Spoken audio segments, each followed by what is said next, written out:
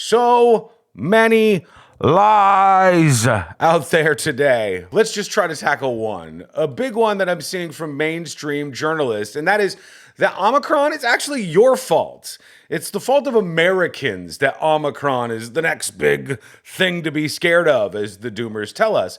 And this isn't coming from just some nobody on Twitter. This guy's a writer for The Guardian, Washington Post, NBC News, and he's not alone. And I'm going to show you just how easy it is to spot this lie. It's unbelievable, but here it is on display.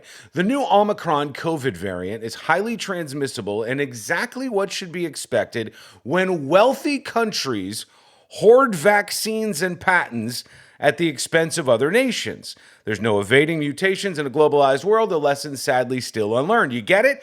We're hoarding the shots. Those poor people can't get them, so it's actually our fault that this Omicron thing that we just discovered Wednesday has arrived. And he's not alone. This is Apoorva Mandavilli from the New York Times, of all places. And this is her beat. This is what she covers. She says the new variant is exactly what the experts I've talked to have warned about over and over and over again.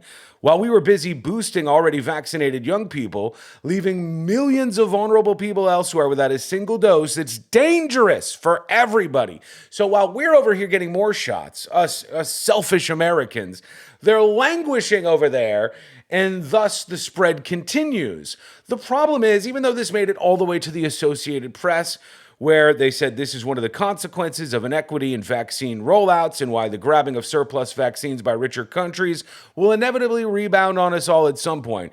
To go beyond vague promises and actually deliver on their commitments to share doses is what the group of 20 should do. Here's the problem. This is from Bloomberg, okay? I mean, this is not hard to find. This is a popular story in South Africa, where this variant started, mind you. South Africa asks Johnson & Johnson and Pfizer to stop sending vaccines.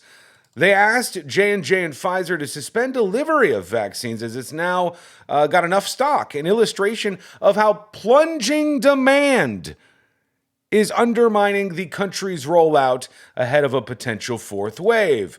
And they say Africa's most developed economy is fully protected just 35% of adults.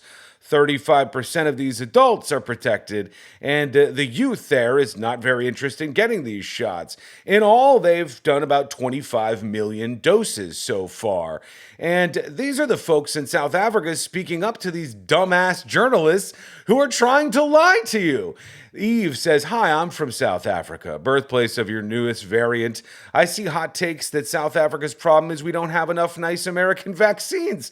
We do not have a problem with vaccine supply. I repeat, we do not have a problem with vaccine supply. We're turning away vax shipments. Our problem is a fear of the shots. That's what the problem is." She countered Apoorva from the New York Times. By the way, South Africa is not the only country in Africa. Well, thank you. Thank you for the lesson. I ought to take a closer look at the globe. I thought that was it. Nor are problems there representative of the entire global South. Saying equity is not the problem because there's vax hesitancy in South Africa misses the point. Nobody's saying that. Who's saying that right now? Well, simply put, Africa as a continent hasn't dealt with these waves nearly as bad as Asia, as Europe, certainly as most of the West and the United States of America. South Africa has the most deaths with just under 90,000. Many other African countries have barely any. You could see some of these with just one. Western Sahara, St. Helena has 0 deaths from the virus. That's pretty stunning. Maybe that's why there are less vaccines going there, because the continent seems least likely to be impacted immediately. Here's a poll from South Africa. Are you going to get the shot? This is what they asked the people of South Africa. And 50 54% of people are either somewhat unlikely or very unlikely.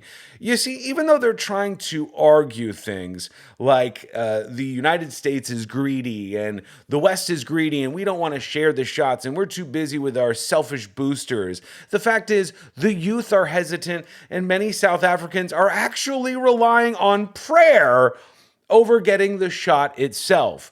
So journalists just put out narratives like this, and they are lies, lies, lies. And they just think you're too dumb to spot them. So call them out when you see stuff like this. What do you think? Let me know with your comments in the comments section below. If you're new around here at facebook.com/the news junkie, hit that follow button, please, for videos just like this every single day. Over at youtube.com/the news junkie, hit subscribe. Thank you to my supporters who toss a little cash my way to help me make these videos. Even in this new place, I'm able to crank out quick videos here in the office now. I appreciate you watching. I look forward to your comments, and we'll talk to you again real soon.